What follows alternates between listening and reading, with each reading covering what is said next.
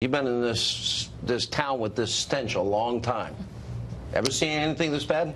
No, I haven't. And I think that Senator Feinstein has set in motion one of the great tragedies in American history. She has traduced and besmirched the United States Senate. She has purposely tried to ruin a good man. But more than that, she has tried to ruin his wife and his two daughters.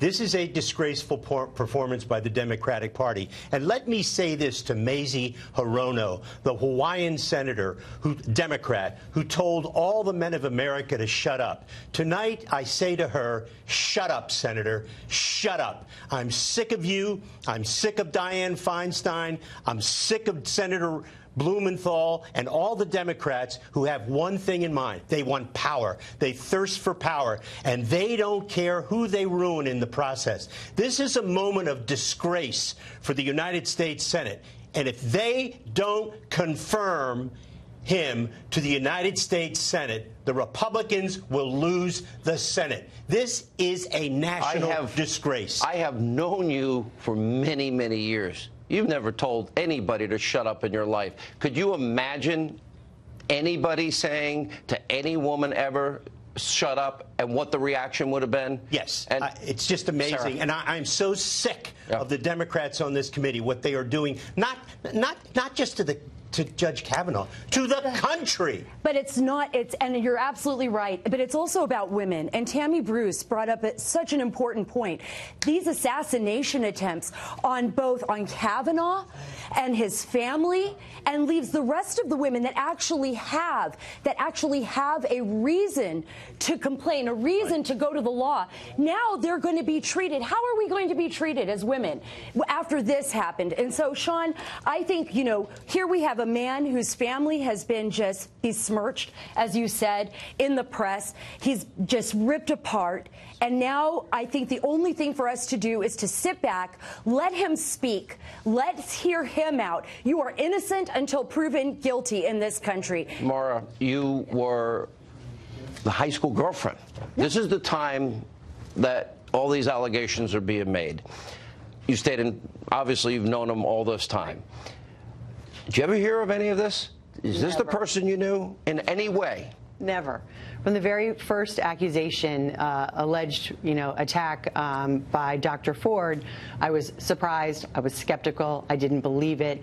But then the more recent accusations are absolutely preposterous. They're ridiculous. They do not even fit in with anything remotely close to Brett Kavanaugh or our high school life. There's no way. On so many high school, college, law school, Bush administration, all of these people. Sarah? Yeah. Yeah, and I was going to say, look, Judge Kavanaugh had 5 to 6 FBI thorough background investigations. Now, this isn't just FBI paper trail, Sean. They actually go to your friends. They interview your neighbors. They go back to people you knew in high school, in college. They interview your employers. They run criminal background checks. None of that came up. None of that in 5 or 6 of those investigations. Let me go back to Tammy. Tammy, when you look at Professor Ford, and I don't have a problem with her being heard, and the people that she mentioned, they all contradict her story. They don't have. And then if you look at the New Yorker piece, which should never have been printed, even the New York Times said that Ms. Ramirez in that particular case was calling people from Yale. New York Times saying. And they talked to dozens of people and saying, do you remember it? I'm not sure. And then you've got this allegation. So we're going to believe that somebody went to one party, gang rape, drugging women, inebriated, boys lined up to rape a girl one at a time, and that it never came out by anybody ever in 36 years? We're supposed to believe that tonight. First of all, no one is. And again, this is what our problem is now, because there are women who have not been heard, who have not had justice, who've not been believed. And this is our struggle as women, many of whom, if not a majority, have experienced sexual harassment, sexual assault. And we make different choices about how to handle those things. But we've been working for generations to be taken seriously. Senator Feinstein and the Democrats, supposedly the champions for women, with this process have denigrated all of us. Now, look, I think that of all of the accusations, perhaps Professor Ford's was the most plausible. But when her own witnesses said it did not happen or contradicted her, it became a problem. And this is the thing that all three accusations have in common. No witnesses, no specifics, no corroboration, or in fact, even a contradiction.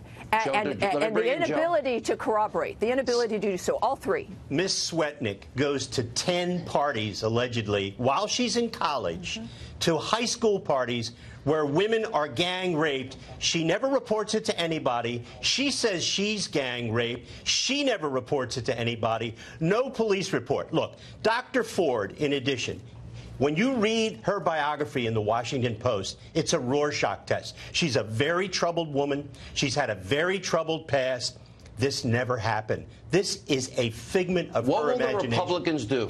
What are the Republicans going to do? Because they should all shut up and let the lawyer ask all the questions. All those senators, which I think is fair, keep their mouths shut and let the prosecutor from Arizona. The Democrats hate that because then they can't. I want them all to Republicans shut up. Women. I don't want to see a single Republican senator ask a question. I absolutely agree. We need to hear them out, and we need to hear Judge Kavanaugh speak. He needs to be able to present his testimony. Last word, Mark. The whole thing is outrageous. None of it's true, and Brett is going to be okay. How long did you date him? A few months. Okay. Well, thank you so much for being with us. You're welcome.